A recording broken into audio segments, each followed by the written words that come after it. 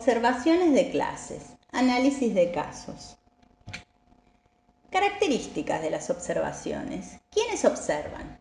En general, observa un asesor pedagógico, un directivo, un coordinador de área, pueden ir varias personas a observar, supervisores, y también podrían observar practicantes de profesorado. En este caso, ese caso lo vamos a dejar aparte porque eso iría entre ellos y quienes son sus profesores de profesorado. Nosotros acá vamos a focalizar dentro de la escuela. ¿Para qué se observa? Se observa para mejorar la enseñanza y el aprendizaje. Eso es lo que siempre tenemos que transmitir a los docentes, que no piense el docente que es una forma de controlarlo, de criticarlo, sino que primero no vamos a observar al docente, vamos a observar la clase, tanto al docente como a los alumnos, como todo el contexto. Si hay ruido externo, por ejemplo, también va a ser importante a la hora de desarrollar una clase. No es una cuestión de echar culpas. El docente no va a tener culpa si hay un ruido externo, por ejemplo. O sea, la idea es mejorar la enseñanza y el aprendizaje, exclusivamente. ¿Qué aspectos observamos? Por supuesto que ahí va a ir la subjetividad del que observa. Generalmente quien observa toma apuntes. Seguramente al tomar esos apuntes va a dejar cosas por fuera y a lo mejor va a escribir cosas que otro no escribiría. Siempre va la subjetividad. Pero bueno, pensemos qué cosas observaríamos. Lo primero que observamos es el libro de aula. El libro de aula nos va a informar sobre qué viene pasando con esa clase, cómo vienen los temas, qué relación tiene lo anterior con el tema del día. Si el libro de aula no está bien completo, se lo diremos al docente. En este caso, en esta actividad, yo saqué todo lo que tiene que ver con el libro de aula porque no aporta como actividad, pero bueno, siempre va a formar parte de la observación que vemos en el libro de aula. Y después, bueno, pensemos que ya miramos el libro de aula, firmamos como persona que visitó la clase y comienza la clase. Lo más importante es lo que llamamos empatizar en una clase. Pensar que nosotros como observadores somos alumnos de esa clase. Tanto el que sabe más, el que sabe menos, el que presta atención, el que se ríe, el que no presta atención, todos son importantes.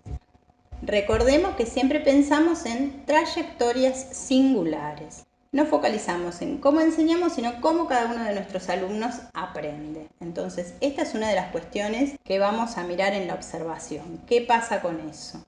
Después también tenemos que pensar que el docente que está al frente del curso no necesariamente coincida en su manera de dar clase con nosotros. Lo más importante es tener en cuenta que el docente es la autoridad del curso, más allá de nuestra opinión. Nosotros vamos a poder recomendarle cosas si queremos. Recomendar. No podemos decir esto está mal, esto no se hace así. Si nos parece que el docente está haciendo algo que no se tiene que hacer, bueno, no es a él al que se lo tenemos que decir. En general no nos van a pasar cosas graves. No vamos a tener un docente que reivindique el terrorismo de Estado, por ejemplo. Pero bueno, si eso llegase a ocurrir, que el docente hace algo demasiado grave, bueno, lo hablaremos con las autoridades, nos manejaremos de otra manera. Pero en general lo que sí nos puede pasar es que nosotros daríamos la clase de una manera y este docente hace otra cosa. Por ejemplo, podría pasar que tenemos un docente que considera que si no hay silencio absoluto no se puede dar una clase. Y a lo mejor nosotros pensamos en la construcción colectiva, en que los alumnos discutan, que discutan con el docente los temas, o sea, tenemos otra mirada. Pero bueno, se lo podemos recomendar. Pero si el docente considera que esa es la única manera de dar clase, bueno, lo tenemos que respetar. También podemos mirar si hay retroalimentación formativa en esa clase, o sea, hay un intercambio entre el docente y los alumnos, porque tal vez tengamos docentes, digamos, más unidireccionales. Está bueno esto de a lo mejor cambiar la pregunta, hizo una pregunta y se dio cuenta que estos alumnos a lo mejor hubiese sido mejor preguntarlo de otra manera. Bueno, esto que tiene que ver con la retroalimentación. Podemos mirar también qué grado de interés, de motivación genera esta clase. Otra cosa importante es si la clase tiene una introducción, desarrollo y cierre, porque podría ocurrir que un mismo tema a lo mejor se desarrolla en 3 clases, no hay ningún problema con eso, pero cada clase tiene que tener de alguna manera una presentación o una introducción, luego un desarrollo y un cierre de esa clase, por más que la clase siguiente se siga con el mismo tema. Después también podemos mirar qué pasa con las preguntas a toda la clase. Porque a veces nos puede pasar de docentes que preguntan a toda la clase y le responde siempre el mismo alumno, los mismos alumnos, y se queda conforme de entendieron todo, y en realidad a lo mejor son más los que no entendieron que los que sí. A lo mejor también puede pasar que saben todos, pero a lo mejor algunos no llegan a tiempo porque el que más sabe contesta antes, entonces los demás no tienen tiempo. Entonces, bueno, buscar la forma de comentarle a este docente que estaría bueno que todos tengan su oportunidad. No es que lo consideremos mal lo de preguntar a toda la clase, pero sí tener en cuenta a cada uno de nuestros alumnos. Y otra cosa también importante es el pizarrón. El pizarrón tiene que ser claro. Tenemos que tener en cuenta que a lo mejor hay alumnos que solamente copian, entonces va a su casa, mira y tiene que ser algo, por supuesto que una clase con el pizarrón solo no alcanzaría, es importante la palabra y todo lo otro que va ocurriendo aparte del pizarrón, pero es importante que el pizarrón sea claro. A veces hay profesores que tenemos la costumbre de decir esto no lo copien, porque a lo mejor ponemos un ejemplo de otra cosa relacionada con el tema, pero si el alumno lo copia, va a su casa y no entiende qué es eso. Es importante los pizarrones planificarlos. Pero bueno, puede ser que el docente improvise, no tiene planificado el pizarrón, pero el pizarrón igual es claro. Y por último, vamos a observar lo que tiene que ver con la función simbólica. La función simbólica es todo aquello que tenga que ver con cuánto el alumno se tiene que imaginar, digamos, tiene que llevarlo al pensamiento saliendo de lo concreto. Por ejemplo, si miramos en la actividad 2, el primer cuento, es un cuento que aparece señor A, señor B, un montón de consignas que a lo mejor se podrían haber dicho de una forma más fácil. Supongamos que hay dos personas que nunca vieron un semáforo y entonces viene otro que le quiere explicar. A lo mejor se podría haber dicho lo mismo de una forma más sencilla.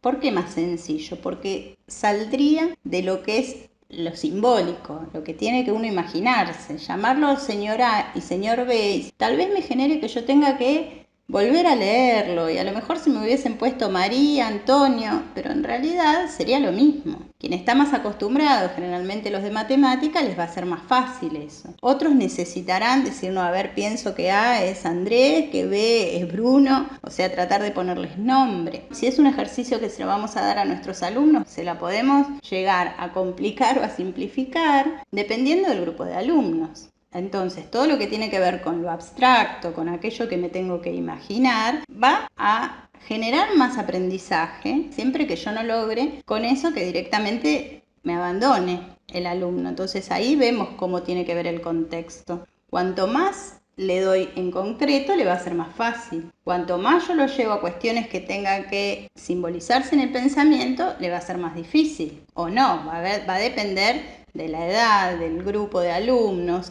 Por ejemplo, en la escuela primaria muchas veces en matemática hay ejercicios de voy a comprar y si compro harina, polenta, pagué con tanto, cuánto me dan devuelto. Ese es un ejercicio súper concreto. Más concreto lo puedo hacer si quiero en traerme los paquetitos, me traigo el paquete de harina, el paquete de polenta. Es menos lo que tiene que el alumno imaginarse la situación. Lo mismo pasa en todas las materias. Entonces, todo lo que tiene que ver con la función simbólica adecuada a ese año, a ese grupo de alumnos, siempre va a ser bienvenido. Todo aquello que le haga incorporar conocimiento al alumno en términos de capacidades. Cada docente tiene que ir viendo que las cosas no sean demasiado difíciles para que no me abandone la tarea y no le importe llevarse mi materia, ni tampoco tan fácil como que le pregunto siempre cosas facilísimas, entonces se sacan todos 10, pero en realidad no aprendieron nada. Entonces, todo lo que tiene que ver con la función simbólica es algo importante a mirar en una clase. Y obviamente para pensar nuestra enseñanza en general. Registro y devolución. Bueno, del registro, ya dijimos en el libro de aula, va a quedar registrado que se observó la clase, pero aparte seguramente vamos a hacer una hoja, por ejemplo, ¿no? Con los datos de el curso, la materia, el tema del día, quién observó, quién es el docente del curso. Bueno, haremos una introducción y luego una breve síntesis de cómo fue esa clase. En general, en lo que escribimos, vamos a poner como ideas más generales. La clase fue interesante, se recomienda mejorar tal cosa. O sea, uno hace una síntesis describiendo, pero de una manera medio amplia. Y teniendo en cuenta que lo más probable que esa hoja, el que más la mire, va a ser el docente del aula. Mejor el docente sí puede pensar que eso es una forma de evaluarlo, no, transmitir que no.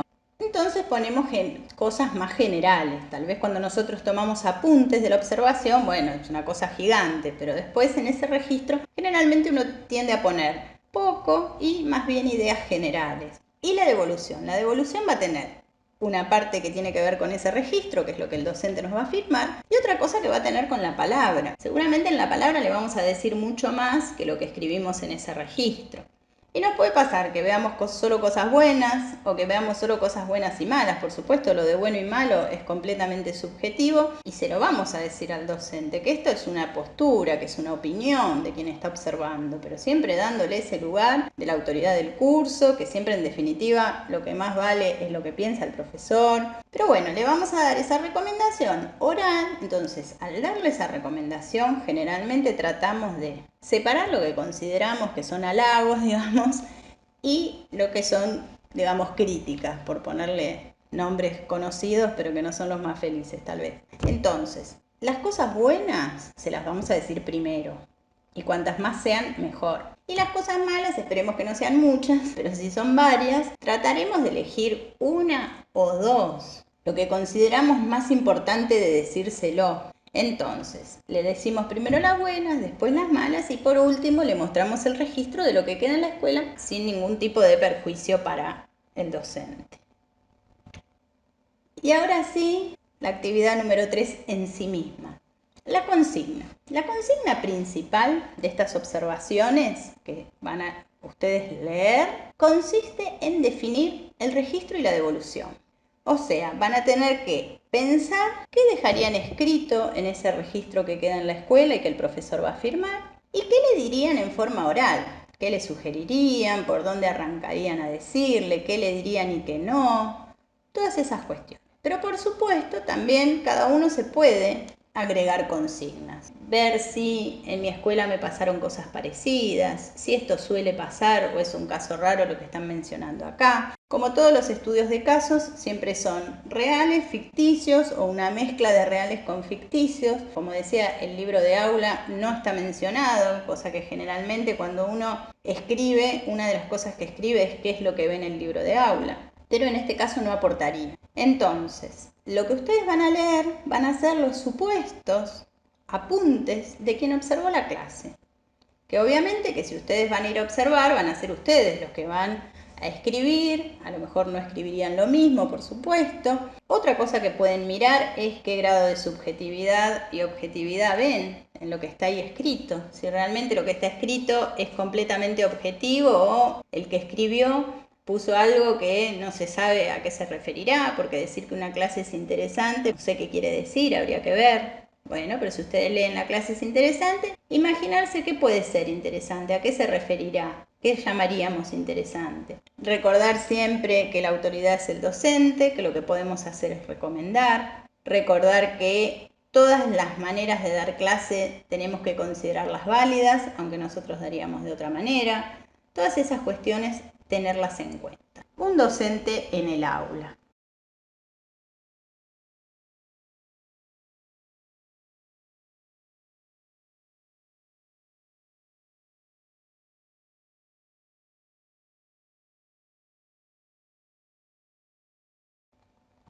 Parejas pedagógicas. En el caso de las parejas pedagógicas, uno va a observar más cosas aparte de lo que observa con un docente en el aula.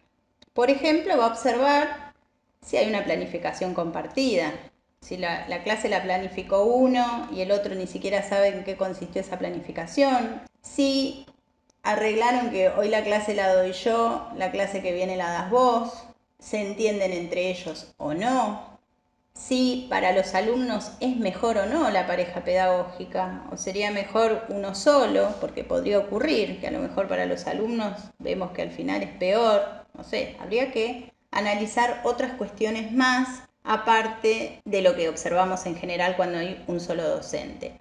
En este caso son clases donde los dos profesores son de la misma materia. A veces, y más ahora con la profundización de la NES, lo interesante van a ser las parejas pedagógicas donde son de distintas materias.